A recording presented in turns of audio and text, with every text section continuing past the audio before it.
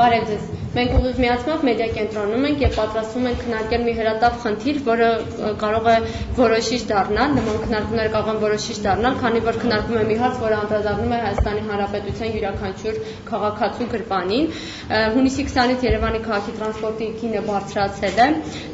50%, տրոլեյբուսի գինը բարձրացել է 100% եւ քննարկվում է արդեն, որ մարզային տրանսպորտի գները եւս բարձրանալու են եւ պետական կառույցների ներկայացուցիչները այս բարձրացումները պատճառաբանում են գազի գնի թանկացմամբ եւ այդ թանկացումներով, որի հետ համաձայն չեն տարբեր մասնագետներ, տնտեսագետներ, քաղաքական գործիչներ, ինչպես նաեւ քաղաքացիական հասարակությունը, որը այս պահին ամբողջ Երևան քաղաքում պայքարում է, որպեսզի մարդիկ վճարեն ոչ թե 150 դրամ, այլ 100 դրամ։ Մենք այսօր եւս կքննարկենք այս խնդիրը, ես Կարինե Յոնեսյանն եմ եւ պատրաստում եմ համակարգել այս քննարկումը։ Ասուլիսի բանախոսներն են Բարև Երևան դաշինքի ներկայացուցիչներ Ստեփան Սաֆարյանը, Դավիթ Սանասարյանը, Գագիկ Բաղդասարյանը եւ տնտեսագետ Հասարակական պաշտպանների միության հիմնադիրներից Արամ Գրիգորյանը։ Նշենք, որ մենք դիմել ենք նաեւ Երևանի քաղաքապետարան բազմիցս, բայց նրանք հրաժարվել են մասնակցել այս քննարկմանը, նշելով, որ դրա համար նրանք կազմակերպում են իրենց սեփական ասուլիսները։ Սկսենք երևի պարոն Սաֆարյանից կոնկրետ Բարև Երևան դաշինքը, որը քաղաքապետարանի ավականու կուսակցություններից մեկն է, ինչպես է վերաբերվում այս խնդրին եւ հատկապես նրան, որ այդ որոշումը կայացվեց այն ժամանակ, երբ արձակուրդ է եւ որևէ պետական մարմին այս ըստ էության լիարժեք չի աշխատում այս շրջանում։ Շնորհակալություն, ես եմ ուզում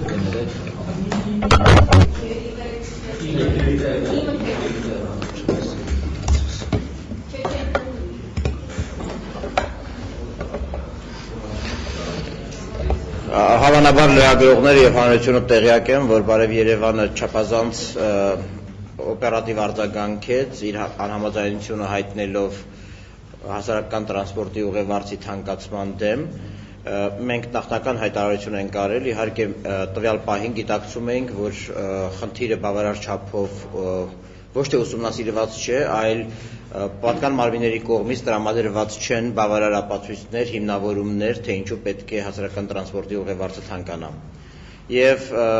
այդուամենայնիվ արել ենք մի հայտարարություն, որը ուժի մեջ է մնում մինչ օրս եւ որը ոչ միայն կասկածի տակ ենք դրել ուղևորցի թանկացման պաշտոնական մարմինների ակնարկները կամ հիմնավորումները, այլ նաև կոչ էինք արել, որպեսզի Երևանի ավագանին, այո, այս արտակուրթային շրջանում հրավիրի արտահերթ նիստ եւ քննարկի հարցը։ Իմ ընկերները բոլորը կանդրադառնան իհարկե խնդրի տարբեր ասպեկտների եւ կողմերի, բայց ես ուզում եմ ասել հետեւյալը։ Երևանի քաղաքապետի կողմից կայացված որոշումը հիմնազուրկ է։ Հասարակական բողոքից հետո քաղաքապետարանի կողմից տրամադրված հիմնավորումները բացարձակապես տրամաբանության շրջանակներում չեն եւ նաեւ հայտարարել ենք, որ Բարև Երևանը նաեւ քաղաքացիների հետ միասին դիմելու է դատարան կարգով Երևանի քաղաքապետի որոշումը կամ որոշումները բողոքարկելու նպատակով եւ դրա համար հենց այսօր կփորձենք խմբակցության կողմից ստանալ քաղաքապետի որոշումները կամ որոշումը։ Ինչու եմ ես ասում որոշում կամ որոշումներ, որովհետեւ մենք անգամ չենք տեսել հրապարակված այդ ակտը, որը կվկայի քաղաքապետի որոշման ու նրա հիմնավորումների մասին։ Մենք ընդհանրապես գիտենք, որ քաղաքապետարանը արել է հայտարարություն թանկացման վերաբերյալ, իսկ բուն նորմատիվ ակտը կամ ակտերը, որոնք կայացվել են քաղաքապետի կողմից, ինչպես իրենք են նշում տարբեր ուղևորափոխադրումներ կազմակերպող կազմակերպների կողմից դիմումների հիման վրա կամ դիմումների բավարարմամբ, մենք այդ ակտերը չենք տեսել։ Եվ չափազանց լուրջ հիմքեր են առկա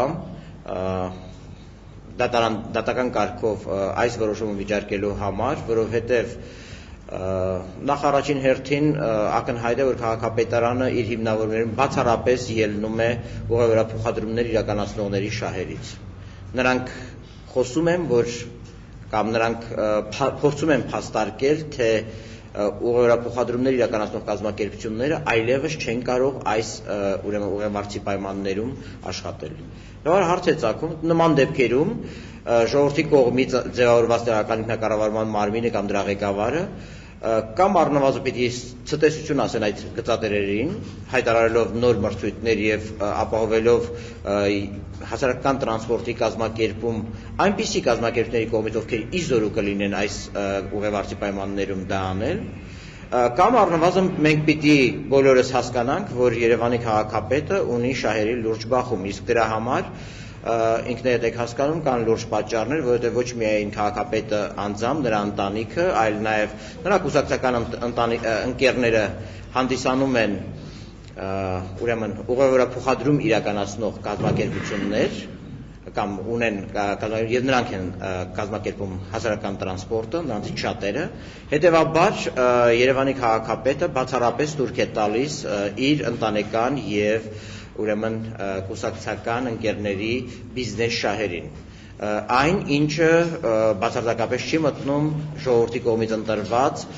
տեղական ինքնակառավարման մարմնի գործառույթների մեջ եւ հետեւաբար նորից եմ կրկնում, քաղաքապետը ինքը հնարավորություն, եթե անգամ այդ կազմակերպությունները դիմել էին իրեն պահանջելով սակագնի բարձրացում, ներողություն ուղևորցի բարձրացում, ապա ինքը ուներ տարբերակ հայտարարել նոր մրցույթներ եւ կնքել պայմանագրեր այնպիսի կազմակերպությունների հետ, ովքեր իզորու կլինեին իրականացնել ժողովրդի համար մատչելի ուղևորցով հասարակական ուղևորափոխադրումներ։ Թերևս այսքանով ես կսահմանափակվեմ եւ խոսքը փոխանցեմ իմ ընկերներին, ովքեր կխոսեն դրա մյուս ասպեկտների մասին։ Պարոն Սանասարյան, մինչև արձակուրդի գնալը արդյոք այս թեման որևէ կերպ արձակվել է քաղաքապետանում, նկատի ունեմ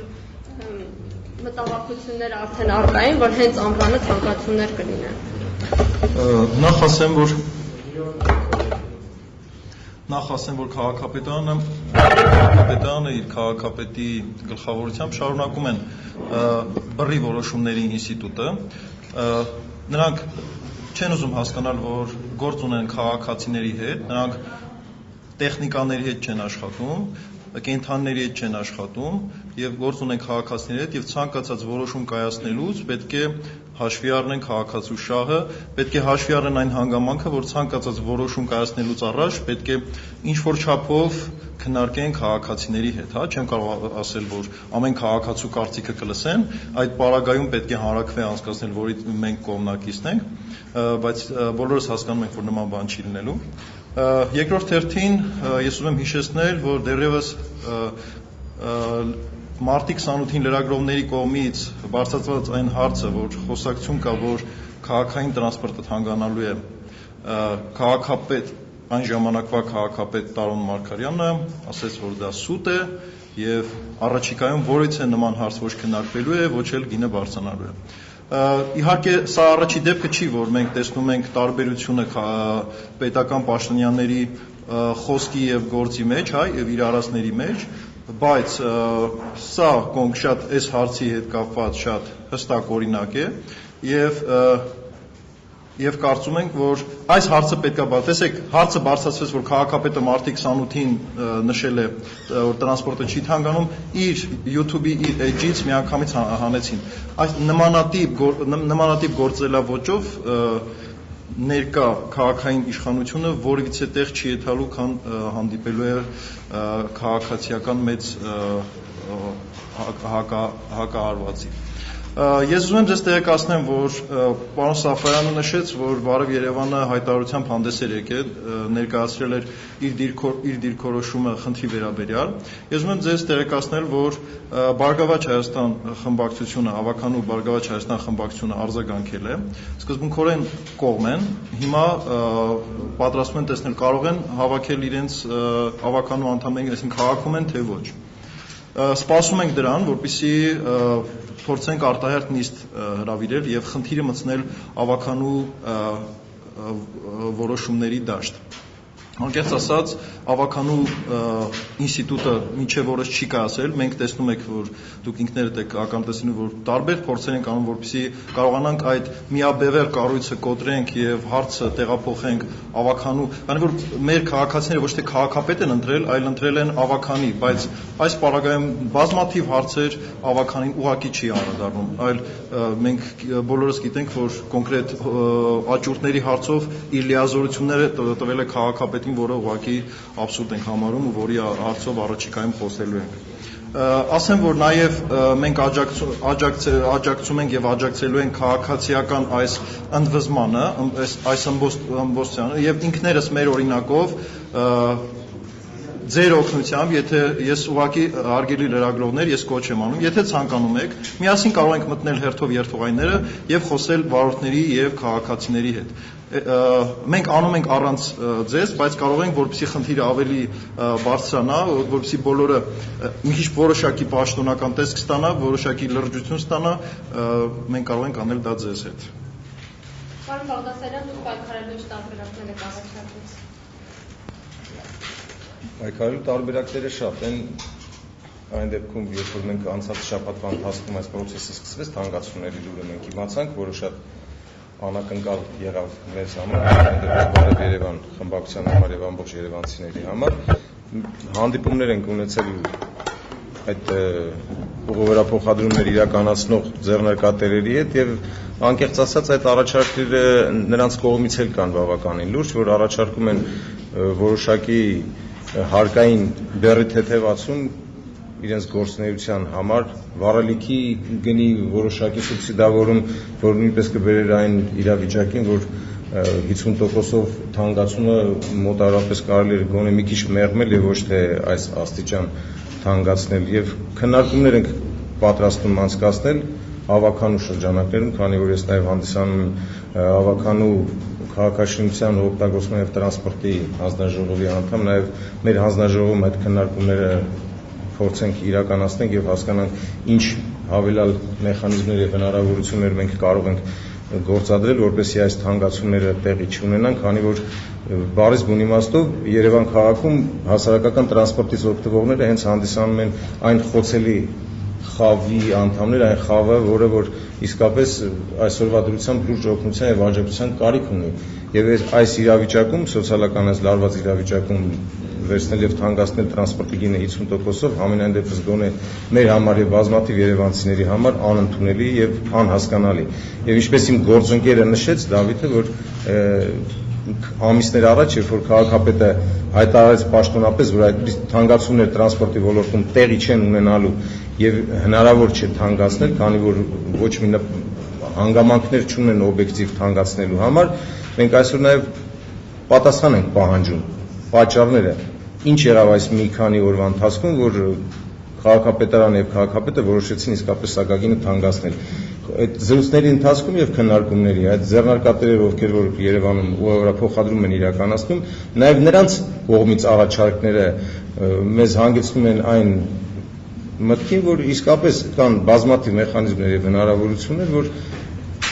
քաղաքապետարանի բարի կամքի գոնե դրսևորման պարագայում սակագինը չէր թանկանա եւ Երևանցին շարունակեր ուղևորցը վճարել 100 դրամով եւ ամենակարևորը ես ուզում եմ շնորհակալություն նաեւ հայտնեմ այն մի քանի օրերի ընթացքում մեր քաղաքացիական հասարակության ակտիվիստներին, ովքեր որ իսկապես այս պայքարը սկսել են, մենք եւս մասնակցում ենք այդ ակցիաներին, բողոքի եւ այդ բողոքի ակցիաները, ինչպես Դավիթն ասաց, առաջարկում ենք նաեւ ձեզ հետ միասին շարունակել նաեւ այսօր քաղաքում եւ մեր քաղաքացիներին, երևանցիներին բացատրել եւ համոզել, որ իսկապես դրա կարիք եւ անհրաժեշտություն այսօր սակագինի թանկացման չկար եւ մենք պայքարելու ենք դրա դեմ, որպեսզի սակագինը դառնա 100 դրամ։ Շնորհակալություն։ Շնորհակալություն, պարոն Գրիգորյանը մասնակցության տեսակետը եւ բազմիցս անդրադարձել է գազի գների թանկացման ժամանակ դա իրականում ճիշտ ձևով կատարած թանկացումը։ Խնդրում եմ ավելի տեսակետական ձևով անդրադառնալ այս խնդրին։ Արդյոք համահունչ էր այդ թանկացումը գազի գների թանկացմանը եւ արդյոք ինչ կապ ունի գազի գների թանկացումը այլ վառելամիջոցներ օգտագործող տրանսպորտի միջոցների հետ։ Շնորհակալություն, ես երկու միտք ասեմ, հետո անցնեմ այդ հարցի պատասխանին, ունենք մի իրավիճակ եւ փորձում ենք գնահատել այդ իրավիճակը։ Ես կարծում եմ, որ այդ իրավիճակը հետևանք է Երևան քաղաքում կառավարում չիրականացնելու։ Իմ կարծիքով Երևան քաղաքում տեղական ինքնակառավարում ընդհանրապես գոյություն չունի, որովհետև սա մի հարց է, հանրային շատ մեծ նշանակություն ունեցող հարց, բայց Երևան քաղաքի համար մեկ կառավարման մարմինը Երևան քաղաքի ավագանին որևէ դիրքորոշում դեռևս չունի։ Ամենայն դեպս իրավական դիրքորոշումներ չկա, սա մեկ։ Երկրորդը իրավական կողմից եթե անդրադարձ անենք, ինձ համար անհասկանալի է քաղաքապետի որոշումները կամ այսպես ասած քաղաքապետարանի հայտարարությունները։ Դրանք կարծում եմ իրավական որևէ հիմք չունեն։ Քաղաքապետը կամ քաղաքապետարանը պետք է դաշտը կարողանա կարգավորի, իրականացնի տրանսպորտի սպասարկման խնդիրը, բայց ինքը թողել է այդ խնդիրը, անցել է բոլորովին ուրիշ հարցեր քննարկելուն, ինչ որ թվեր են գերում, թվերի մասին խոսակցություններ են անում եւ փորձում են թվերի ձևով ծածկել այս իրավիճակը։ Ասեմ դες, որ իրավիճակը բավական լուրջ է։ Խնդիրը նաեւ հետեւյալում է։ Մի քանի օր առաջ հայ ժողովուրդը իբրև թե մարսեց էլեկտրոէներգիայի եւ գազի սակագները։ Ես ասում եմ իբրև թե, որովհետեւ դա դարձյալ շատ լուրջ հետևանքներ է ունենալու եւ ասում են ինչ եղավ, որ էլեկտրականությունն ու գազը մարսվեց, տրանսպորտը այս ձևով կարող են մարսեցնել։ Սա շատ վատ է։ Հիմա քաղաքացիական հասարակության տեսանկյունից եւս մեկ անգամ շատ կարեւոր հանրային խնդրի հարցում հանրային քննարկումներ չկազմակերպեց։ Այդ քաղաքապետարանի համար մեկ եւ ամենագլխավոր ֆունկցիան կլիներ հանրային քննարկումներ կազմակերպելը, լսել շահագրգիռ մարդկանց, մասնագետների, փորձագետների, երբ որ այդ մարդիկ կարողանային հարաբերվել այդ տնտեսվարող սուբյեկտների հետ, ինչպես ասում են հայերեն լեզվով գծիտերերի հետ, եւ իրենց շուրթերից լսեին, թե դիջ 200 դրամի մասին են խոսում սրանք։ Քաղաքապետարանը չարեց իր համար մեկ ֆունկցիան եւ հայտարարեց թվեր։ Հիմա եթե ձեզ հետաքրքրում է մի քանի խոսքով ես վերլուծություն անեմ քաղաքապետարանի ներկայացրած իմ համար անհասկանալի եւ չհիմնավորված այդ թվային խաղերը եւ հասկանանք արժեր կարելի է իրականում տրանսպորտի գինը բարձրացնել թե չէ։ Համար մեկ խնդիրը հետեւյալն է։ Նախ որևէ մեկը չգնահատեց մինչեւ այսօր 100 դրամ կոչված սակագինը ինչ է։ Ինչ բաղադրիչներ ուներ եւ այդ բաղադրիչներից որը իրականացվում էր, որը չէր իրականացվում։ Մեր գնահատմամբ որևէ ծառայություն տրանսպորտի մատուցման մակարդակում չի կատարվում։ Ծառայությունը ինչի որ մարդիկ իրար խցկված մի կերպ հասնում են տուն, սա չի տրանսպորտը։ Այդ տեսակ տրանսպորտի համար 10 դրամներ շատ է։ Ծառայությունը այն է, երբ որ մարդիկ ծառայությունների որակներ են գերում եւ դրան համապատասխան սակագին են գերում, թվեր են գերում։ Եվ այդ քաղաքապետի ֆունկցիան դա կլիներ, փորձում են վերահսկել եւ հասկանալ, արդյոք գրված ծառայությունները իրականացում են։ Որտեղ եթե ծառայությունը չի իրականացում, քաղաքացին հանգիստ կարող է չվճարել դրա դիմաց։ Եվ քաղաքապետի ֆունկցիան կարող է դա լինել, ստեղծել հնարավորություններ, որպեսզի քաղաքացիները չվճարեն չմատուցված ծառայությունների դիմաց։ Մի հատ խնդրի անդրադառնամ մնացածը ձեր հարցերից հետո։ Տեսեք ինչ է արված, թվերը մի տեղ նայեցի, չեմ ուսումնասիրել, խորը չեմ էլ ուզում խոր ուսումնասիրել, որտեղ բացարձակ բան չկա խոր ուսումնասիրելու, այնտեղ տեխնիկական բնութագրիչներ ա գրած տրանսպորտի եւ դրա վրա հաշվիչով նախատեսած թվեր, որ ստացվի 150 դրամ, դե որևէ բան չկա։ Բայց աշխարհում անհայտ մի հատ բան է կատարված, ես չգիտեմ ինչքանում դրան անդրադարձել եմ։ Այդ թվախաղի մեջ մի հատ թիվ ա գրած, որը կոչվում է տրանսպորտային միջոցների ձեռքբերված եւ ասեք այդ ներդրումների ինքնածածկման այդ թիվը դե 120 քանի հազար ամսվա մեջ։ Տեսեք ինչ է ստացվում, եթե ընդհանրապես ցանկացած ներդրում տնտեսվարողները անում են իրենց շահույթները, ասենք իրենց կերպանի հաշվին։ Քաղաքապետարանի ներկայացած թվերի իհայտ է գալիս հետեւյալ ճշմարտությունը, որ ներդրումները արված են տրանսպորտ նստողի, то есть վճարողի, սպառողի հաշվին է արված։ Այսինքն եթե 5 տարի հետո սպառողը այդ ներդրումը կանի կվերջանա, այս ավտոբուսը դառնում է գծատիրոջ կամ ինչ-որ մեկի սեփական։ Սա աբսուրդ է, սա աշխարհում որևէ տնտեսական մեխանիզմներ չի կարող ուրեմն տեղավորվել։ Եվ այսպիսի գոյացման ինքնարժեքի վրա տրանսպորտի։ Եվ այս տեսակ աբսուրդներով թվեր ա գրած, գումարած է, բաժանած է այսօր ուղևորների ենթադրյալ թվի վրա, ստացված է 150 դրամ։ Ես կարծում եմ, եւ նաեւ իրական իրավիճակն է այդպես, որ այդ ներկայացված ծառայությունների դիմաց այսօր 100 դրաման մնալն էլ դեռ շահութաբեր է։ Մի բան էլի, եթե կարելի ավելացնել։ Տեսեք, իրանց հիմնավորման հիմքում ընկած է, որ վարորդը A կետից B կետ տեղափոխում է 14 մարդ։ Այսինքն որից է կանգնած մարդ չի լինում։ Բայց ինքներս լինի որ նման բան չկա։ Մեկը չի շնում եւ չի համալրվում։ Հա, միգուցե երևի մտածում են նույն մարդիկ են անդադ գնում ու մի անգամ են վճարում, չգիտեմ։ Դες բան абսուրդ է, դες բան չկա։ Իրանց հաշվարկի հիմքում դա է անկած, որ 14 հոգի են տեղափոխում, ժողովուրդ ջան։ Այսինքն կանանց մարդիկ պետքա չվճարեն։ Պետքա կոչ անենք, ովքեր կանգնում են չվճարեն։ Ուղղակի այդ մարդ ովքեր որ հնարավորություն չունեն, կանանց տեղափոխեն։ Ասում են վարորդներ, մենք վարորդների հետ չենք փորձում, որից է բան մտնենք, որտեղ այստեղ վարորդն է դժվում։ Այստեղ վարորդի այդ գծի այդ պլաններն են բարձրացնում, 6000-ից 10000 դրամ բարձրացնում ենք վարորդի գծի պլանը 50 դրամների հաշվին։ Տեսեք, որոշում է կայացնում, մի քանի լավ տղա ներկայացող վարորդներ փորձում են կռիվ անեն այն քաղաքացիների հետ, նրանք հրահանգված են դառնում, որպեսզի կոտրեն մարդկանց մեջ այդ ըմբոստությունը։ Որ որոշված է, իրանց որոշված է, որ իրանք պետք է ռեմեն գցեն, բայց իրանց ռեմենը ուղղակի կողքից կախած է։ Դուք ինքներդ ամեն օր եք դնում։ Շատ բաներ է որոշված, որ այս հարցը պետք է ավելի մարդ չվերցնեն, բայց այդ բոլորը անտեսվում է ամբողջությամբ։ Ու քաղաքապետարանը դրանից լավ տեղյակ է։ Սրակայություն անդադական գրավում է հարցերին։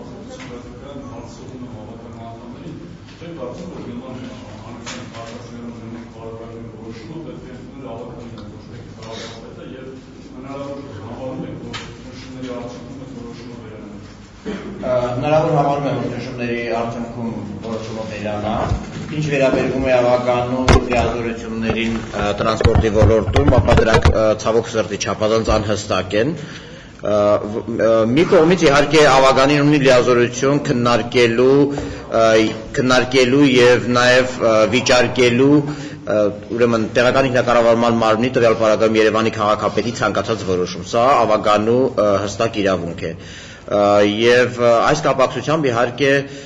Բարև Երևան դաշինքը փորձելու է հարցը մտցնել ավականու նիստ, իդեպ տեղեկացնեմ, որ վաղը կոնկրետ արտահերթ մտցնել այո։ Եթե արտահերթել չհաջողվի, այնուամենայնիվ սեպտեմբեր կա եւ կոնկրետ վաղը օրինակ իրավական հարցերի հանձնաժողով, որին անդամակցում եմ ես, երեկոյան ժամը 17:00-ին ունի նիստ եւ փորձելու ենք ներկայացնել նաեւ խմբակցության կողմից պատրաստված մի որոշման նախագիծ, որով պահանջվում է չեղյալ ճանաչել քաղաքապետի կայացրած որոշումը կամ որոշումները։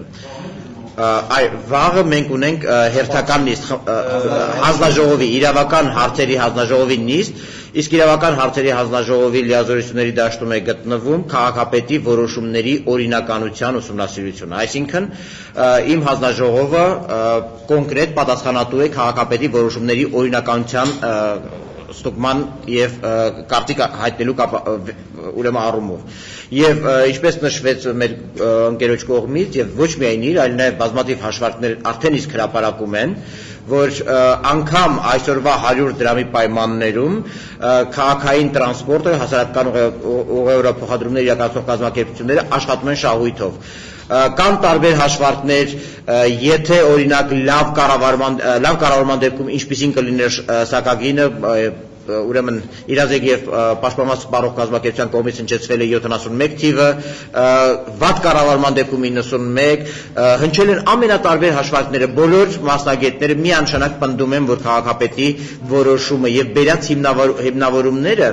ուրեմն որևէ կերպ տրամաբանության քննադատության չեն դիմանում։ Հետևաբար մեր կողմից կոնկրետ իմ հանձնաժողովում փորձ է արվելու ներկայացնել որոշման նախագիծ, ավականու որոշման նախագիծ։ Մենք իհարկե կցանկանանք, որ այդ որոշման նախագիծը մտնի ավականու արտահերթ նիստ եւ հույսով ենք, որ Բարգավաճ Հայաստանի հետ միասին կարողանանք հրավիրել արտահերթ նիստ, բայց Մինչև նույնիսկ եմ կրկնում, մենք ունենք մի քանի հնարավորություն։ Վաղը մենք ունենք հանձնաժողովի նիստ։ Հանձնաժողովի նիստում կդրվի խնդիրը։ Եթե մենք կարողանանք Բարգավաճ Հայաստան կուսակցության խմբակցության հետ գալ համաձայնության եւ հրավիրենք արտահերթ նիստ, ապա դա կքննարկվի արտահերթ նիստում։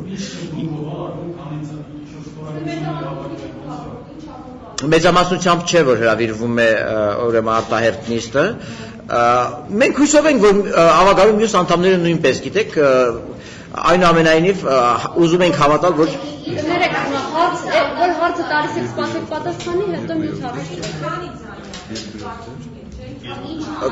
Եթե հիշողությունը չի դավաճանում 1/3 կարծեմ երեխեք ջան, 1/3։ Ես մի հատ կճշտենք անպայման, որովհետև Անահիտն է Բախշյան զբաղվում այդ հարցով, այնուամենայնիվ ես դրա հետ կապված եթե հարկ լինի ավելի ստույգ թիվ ընչեցնել ես կարող եմ դա ասել բայց այս պահի դրությամբ մենք վստահ ենք որ ոչ միայն Բարգավաճ Հայաստան վերջին հաշվով մեր կոչը միայն ուղղված չի եղել Բարգավաճ Հայաստանին մենք ուզում ենք հավատալ որ Երևանի ավագանում կգտնվեն նաև հանրապետական կուսակցությանը հարող կամ պատկանող խմբակցության ավագանու անդամներ, ովքեր մտածում են իսկապես Երևանցու մասին, ովքեր մտածում են, որ Երևանցու համար այս սակագինը անընդունելի է, եւ հուսանք, որ այդ նիստերը կկայանան, կտեսենք ժամանակը ցույց կտա։ Բոլոր դեպքերում մենք ներկայացնելու ենք մեր առաջարկը քաղաքապետի որոշումները չեղյալ ճանաչելու մասին եւ աշխատելու ենք արտահերթ կամ հերթական նիստում այն քննարկման դնելու ուղղությամբ։ Այո։ Դրա համար էլ փորձում ենք արտահերթ անել։ Խնդիրը ինքը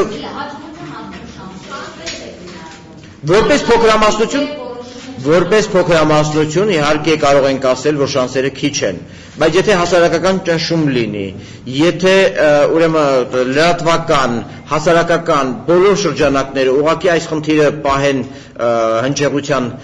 մեջ, ապա ես կարծում եմ, որ հաջողության շանսերը մեծ են։ Վերջին հաշվով տեսեք, մենք դեռևս խորհրդային վերլուծության չենք ենթարկում քաղաքապետի պահվածքը, ով մի քանի ամիս առաջ հայտարարեց իր բարերով պաշտոնապես, որ թանկացում չի լինելու, բայց իսկ հիմա ուրեմն խուսափում է պատասխանել, այսինքն ակնհայտ է, որ Երևան քաղաքը ունի այլ ղեկավար, նա չի ղեկավարում Երևան քաղաքը, ինչ որ մեկը, ես չգիտեմ, կամ իր կուսակցական վերադասն է իրեն այդպես ասել, կամ մասնավոր կազմակերպությունները, այլապես ես չեմ կարող հասկանալ, թե ինչու բանական մարդը պիտի մի քանի ամիս առաջ անել մեկ այլ հայտարարություն, հիմա մեկ այլ հայտարարություն եւ հիմա էլ վախենալ հանրության առջեւ երևալ եւ ասել, թե սա ինչ է, եւ ինչու է ինքը ստել։ Կարող մարտիկ 28-ին իր գծերի մասին է խոսացել, որ չի թանկացնելու, բայց ասենք տեսել է, որ բոլորը թանկացնում են, իր գծերն էլ է ուզում թանկացնի։ Չգիտենք, կոնկրետ ինքը որպես այդ պահին խոսացել է որպես գծատեր, թե որպես քաղաքապետ, այդ մի քիչ հայտնի չի մեզ։ Խնդրեմ հարցը ձե։ Ինչին չէ։ Հարց է տալիս կներեք։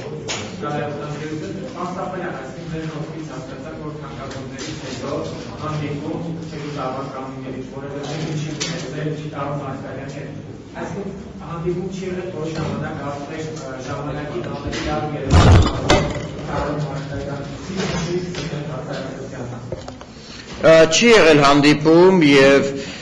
ցավալի է հիմա էլ տեսնում եք, որ որևէ բացատրություն իր անունից չի ներկայացվում։ Նրա անունից որևէ պարզաբանում այս օրերի ընթացքում չի ներկայացվել, ոչ միայն անձամբ, այլ նաև թղթային կամ որևէ այլ տեսքով չի եղել։ Երևանի ավագանու անդամների հետ հանդիպում չի եղել, որևէ խորհրդակցություն չի եղել։ Ես նույնպես եմ կրկնում, ես խիստ կասկածում եմ, որ որոշումը նա է կայացրել, կամ որոշումը կայացրել է Սերժ Սարգսյանը եւ ասել է այսպես պիտի լինի, կամ որոշումը կայացրել են գծատերերը եւ ասել են տարոն, քանի որ մենք ենք քեզ ընտրել, այսպես պիտի լինի։ Այլ բացատրություն ես չունեմ, որովհետև անպատկերացնելի բան է, որ քաղաքապետը թաքնվի լռության եւ քաղաքապետարանի պարիսպների, այսպես ասեմ, ետևում։ Մենք քաղաքապետարանում չասացիք, պարոն Սաֆարյան, որ չունենք այդպիսի մշակույթ, որ Երևան քաղաքի իշխանությունները հացնեն ավականու կարծիք եւ դրանով առաջնորդվեն։ Լուրջ որոշումներ կայացնելու ժամանակ։ Մեր նամակներին չեն պատասխանում, այլ ուրնաց մեր կարծիքը հաշվի առնում։ Ոչ թե չի բարեհաճում, նա խուսափում է պատասխանատվությունից։ Նա խուսափում է այդ լղոզված նամակների բովանդակությունից։ Նա խուսափում է նամակների մեջ տրված պատասխանից։ Նա իհարկե ստորագրում է այն պատասխանները, որոնք ուզում է ստորագրել։ Այդ այն պատասխանները, որ ինքն էլ է հասկանում, որ չպիտի ստորագրի, ինքը անդամ չի ստորագրում, եւ նույն կերպ հիմա իր վարկագիծն է։ Ինքը պարզապես ընդհանրակ է անցել այն տպավորությունները, որ Երևան քաղաքը քաղաքապետ չունի։ Իրեն հարկով քաղաքապետը մարսի վրա եւ կգնար կանգար կաշխատեր, կբացատրեր, թե ինչի պետքա թանկանա։ Եթե հաշվի առնենք նաեւ այն հանգամանքը, որ Երևան քաղաքում ուղղորափոխադրումներ իրականացնում են ընդամենը 2000 միավոր տեխնիկա, որոնցից այսօր արձակուրդներից ելնելով շահագործում ընդամենը 1500-ը, այդ քանակությամբ միավոր տեխնիկային տալ որոշակի հարկային արտոնություններ, որպես սակագինը չթանկանա, դա բացարձակ հնարավոր տարբերակ է իշխանությունների, Երևան քաղաքի իշխանությունների համար։ Եթե Երևան քաղաքին սպասարկում է 100-ից ավել միավոր տեխնիկա ծառայական, նաև մենք կարող ենք առաջարկել այդ մեքենաներից, այդ ծառայությունից հրաժարվել, հա, որ ահագին մեծ գումար է Երևանցու վրա որպես բեռ, նաև դրանց սպասարկման ծախսերը տարեկան, որը կազմում է $10,000 ավել գումար ամեն մի մեքենայի համար։ Ով վաճառել է տեխնիկան, ամեն մի Երևան քաղաքի բարձրաստիճան պաշտոնյա այսօր ունի իր սեփական մի քանի շքեղ մեքենա, որով կարող են իրենք գնալ աշխատանքի գալ։ Եվ ինչու՞ չէ, թող օգտվեն քաղաքային հասարակական տրանսպորտից, որ հասկանան, ինչա դա նշանակում Երևանցու համար։ Գետախտուները պետական սպասարկում նրանց ընտանիքներին, եկեք դրա մասին խոսենք։ Ամեն մեքենային տրամադրում են իրանց ծառայական ամեն մի մեքենային տրամադրում են ամսական 400 լիտր բենզին։ Մենք չենք ուզում իրաց տված մենք։ Ոտքով մանկան, որ ժողովրդին մոտ լինի։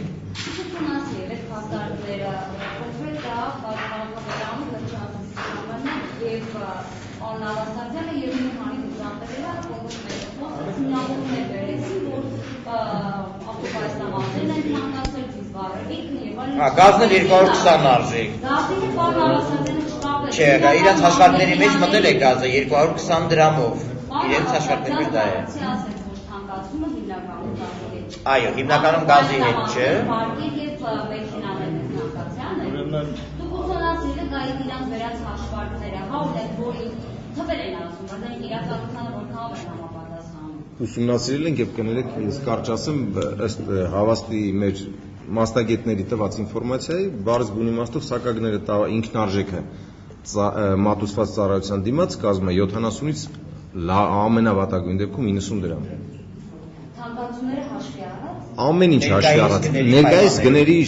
սահմաններում եւ ներկայիս որակի ծառայություն մատուցելու համար։ Նույնիսկ մի փոքր ավելի երևի ավելի մասնագիտորեն կասեք։ Տակալակը ներկայիս ծառայություն մատուցելու դիմաց 100 դրամը շատ մեծ արժեք է։ Ձեր ասած թվերը իրենք վերցել են շուկայական թվերը, այսօր շուկայական թվերը դրանք են։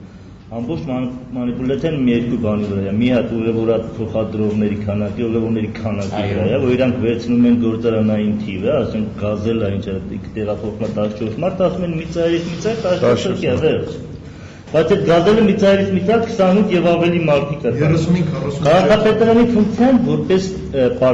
պատրաստված լիազորություն տրանսպորտի հարցը։ Պիտի լինեն նաեւ ուսումնասիրությունները եւ մոնիտորինգը։ Ինքը պետք է մարդիկ ունենան, որ մոնիտորինգ անեն, տեսնել այդ գազելը միծայից ինչքան մարդ է տեղափոխվում։ Դա մեկ։ Հիմնավորումն ասում է, եթե 2008-ին մի մեքենան $6,000 երկրորդը դա սակագրի հետ ուրեմն եկեք սակագրի բացարձակ կապ չունի դա, որովհետև եթե այսօր ցանկացած կազմակերպություն գնում է մրցույթի մասնակցի, ու ինքը ասում է գիտեք ես 0 եմ, ոչինչ չունեմ, բայց մրցույթը տվեք ինձ ես շահեմ, հետո ժողովրդի հաշվին ավտոներ կառնեմ, մեքենաներ կառնեմ, հետո 5 տարի հետո կմնա ինձ։ Այս մասին քաղաքապետարանը պիտի խոսի։ Մենք դուք լրագրողներդ այդ մասին պիտի խոսեք։ Իսկ եթե կարգին ֆիրմա է, մասնավոր ընկերությունը, որը ներդրում է անում, այսինքն բերում է իր գույքը, իր ավտոմեքենաները բերում է, եւ ասում է գիտեք, ես այսպեսի ծախսեր եմ անելու, սակայն ինքնարժեք է, թող չխաբեն մեզ եւ հանրությանը։ Դա ինքնարժեք է գումարած շատ փոքր շահույթ։ Որպեսզի այդ շահույթի չափը փոքր չլինի, երբ որ 5% է այնտեղ դրած, որպեսզի չգրեն 50%, իրենք շահույթի վերջից միջից վերցնում են այդ ներդրումների մասը առանձին տող են գրում։ Իսկ սա մոլորություն է, սա խաբել է։ Չէ, մեկ այլ հիմարություն են արել, բարեգործության քաղաքին տրված ամորտիզացիան, քաղաքացիների վրա հաշվել եւ դա մտցնել ուղևորցի մեջ, ով է թույլ տվել։ Եթե դա քաղաքին նվեր է, եթե մենք բոլորս ամեն քայլափոխի այդ ավտոբուսների վրա կարդում ենք, որ դրանք Երևանի եւ Երևանցուն տրված նվերներ են։ Ինչ իրավունքով է դրա ամորտիզացիան մցված ուրեմն ուղևորցի ինքնարժեքի մեջ։ Օգտություն տված մեքենաները, կներես պարոն Սաֆարյան, օգտություն տված մեքենաները մի հատ համ վարձակալության են տալիս, համ ամորտիզացիա են հաշվում բնակիչի ուղևորի վրա։ Մի հատ էլ իրավական խնդիր, շատ կարևոր խնդիր է։ Քաղաքապետը եւ քաղաքապետարանը կարող է սակագնի վերաբերյալ որոշում ընդունել, եթե այդ տրանսպորտային այդ հատվածը ինքն է իրականացնում, ոչ թե մասնավոր ընկերությունները։ Ես ուղղակի ապշած եմ մասնավոր ընկերությունների համար քաղաքապետը կամ այդ հայտարարությունները ինչ իրավական ուժ ունի։ Ինչպես մասնավոր ընկերությունը կարող է գին նշանակել, վերել մրցույթի մասնակցել, կանցնի հարմար կլինի իր գինը, ինքը կշահի մրցույթը, հարմար չլինի ինքը դուրս կմնա։ քաղաքապետան կֆիքսի դա։ Չէ, ինչու քաղաքապետը չի ասում հրաժարվեք այդ ծառայությունը մատուցելու։ Քաղաքապետը կարա չհամաձայնի եւ ասի ոչ, պայմանագրերը խզում եմ ձեր։ Քաղաքապետարանը կարող է իր գույքով, իր ավտոների բանով, քանակով կարող է տրանսպորտային հարցը կարգավորել, դրա վրա սակագին սահմանել։ Քաղաքապետարանը համանքի համայնքային որևէ միջոցներ դրա վրա ներդնել, սակագինը պահել ինչ-որ մակարդակի վրա եւ ինքը հայտարարություն անի, որ եթե այս մակարդակի վրա կգան մասնավոր ընկերությունները, թող կան շարունակեն իրենց աշխատանքը։ Սա քաղաքապետի ֆունկցիան կարող է լինել, կամ քաղաքապետարանի, ավելի ճիշտ կարող է ասել ավագանում, այլ ոչ թե քաղաքապետի ֆունկցիա։ Խնդիրները բազմազան են, ուղղակի դա պետք է ճիշտ։ Տեսեք, հիմնավորումներից մեկը շատ զավեշտալի է, բայց շատ մտահոգիչ նաեւ, հա։ Խոսք է գնում, որ մարդիկ ներդրումներ են կատարել եւ ներկրել են ուրեմն փոխադրամիջոցներ։ Այսինքն ուզում են հասկացնեն, որ բիզնեսմենի, այսպես ասեմ, բանկային եւ բոլոր կարգի ռիսկերը ուղղակի պիտի ընկնի ուղևորի վրա։ Սա անթույլատրելի է եւ սա քաղաքապետի դելավոճ չէ։ Եվ հետևաբար քաղաքապետը պարտավոր է մտածել իր քաղաքացու շահերի տեսանկյունից, այդ ոչ թե բիզնեսմենի եւ գծատիրոջ շահերից ելնելով։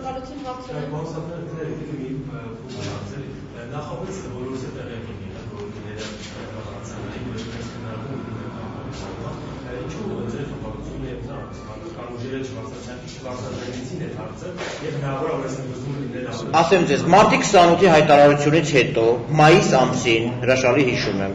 Երևանի քաղաքապետարանի տրանսպորտի վարչության պետը ակնարկ էր արել, որ առաջիկայում տրանսպորտի գինը դառնալու է 200 դրամ։ Ես ինքս անձամբ սոցիալական ցանցով արձագանքեցի շատ հենց նույն պահին, հենց նույն ժամերի ընթացքում, որին հաջորդեց Երևանի քաղաքապետարանի մեկ այլ հայտարարություն, որ ուրեմն տրանսպորտի վարչության պետի հայտարարությունները իրականությանը չեն համապատասխանում։ Փորձեց ներկայացվել, թե լրագրողը նենգափոխել է եւ նա ուղղակի խոսել է այն մասին, որ ավելի որակյալ ծառայության դեպքում ուղղակի տրանսպորտի գինը պետք է լինի 200 դրամ։ Այսինքն տրանսպորտի վարչության պետի հայտարարությունները ներկայացվեցին այս համատեքստում, բայց ամենակարևորը, որ Երևանի քաղաքապետարանը պաշտոնապես հերքեց դա։ Եվ դրանից հետո ամբողջ ամառվա ընթացքում որևէ, այսպես ասեմ, աղմուկ չի եղել, բացառությամբ նրանից հետո, երբ մենք գնացինք արձակուրդ եւ այո վերադառնալով դիտարկման եւ նաեւ մեր հայտարարության մեջ ամրագրված այդ կետին, ոչ պատահականորեն որոշումը կայացվեց մի շրջանում, որպեսզի որևէ ընտրովի մարմին, որը կարող է հարցը քննարկել, ուղղակի աշխատանքի մեջ չլինի եւ դրան հավաքելը խնդիր լինի։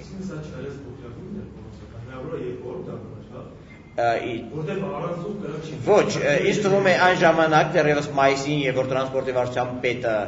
նման հարցազրույց էր տվել News.am կայքին, նրանց նպատակը նա էր, որ 200 ասեն, դե առնվազն 150 դարձնեն։ Այսինքն առավելը ասեն եւ հասարակությանը Դե իմաստն անում էր, որ այդ լավություն են հետո անում։ Այսինքն թանկացումները տեղի են ունենում ժողովրդի քաղաքացու շահերից ելնելով։ Մեր համար են թանկացում, կարող 200 դրամ լիներ, չէ, բայց դες բարեբախտաբար կարող ավելի վատը լիներ, դիմացեք ժողովուրդ վատի։ Բայց 150 եղավ էլի, տեսեք ուրախացեք, քանի որ 200 դրամ չի, մոտ շնորհակալություն։ Բոլորս խոնարհվենք ու ծափ տանք մեր քաղաքապետին։ Այլ հարցեր կան։ Հատական պատկասեք չլինի հավասարություն,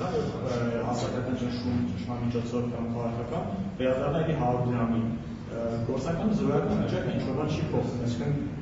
եթե դա անգամ դառնա 100 դրամ, պետք է ասեմ ինչ լավ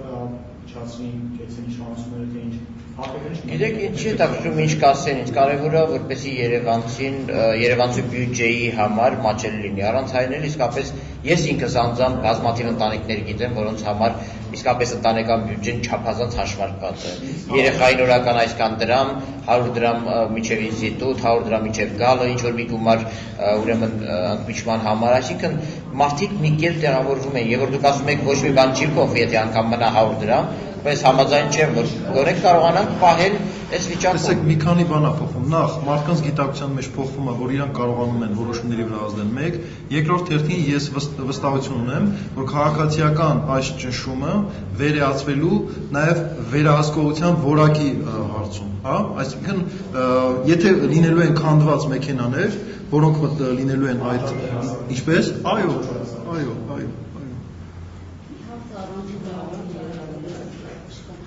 Սաֆարյան, այդ իսունությունները, թանկացումը, ուսուցումների հետ կարող են կապել, եթե հաշվի առնենք, որ մի քանի ամիս առաջ նախագահի հանձնությունները եւ հետո քաղաքապետի ընդունումը, թանկացումներն ու գծատերերը ասում են մենք վնասում ենք աշխատել եւ այլն։ Գուցե զսպել են այսքան այդ գծատերին եւ այլն, չեն բարձրացել, ընդհանրապես չեն գնացել, համբերեք ընտրությունները ավարտվի, գազն է մահանում, բանկանիկ իրար կապեն թանկացնեն։ Նման հնարավոր տարբերակ չի։ Հրաշալի հարց եք տալիս, անցած տարվա ընթացքում բոլոր կուսակցությունները, այդ թվում եւ հանրապետական կուսակցությունը մասնակցել են առնվազն 4 ընտրության։ Խորհրդարանական ընտրություններ, այնուհետև աշնանը թիմ ընտրություններ մարզերում, հետո նախագահական ընտրություններ եւ վերջապես Երևան քաղաքի ընտրություններ, ավականուն ընտրություններ։ 4 ընտրություններում ինքներդ գիտեք, գործող իշխող կուսակցությունը ծախսել է ուղղակի միլիարդներ,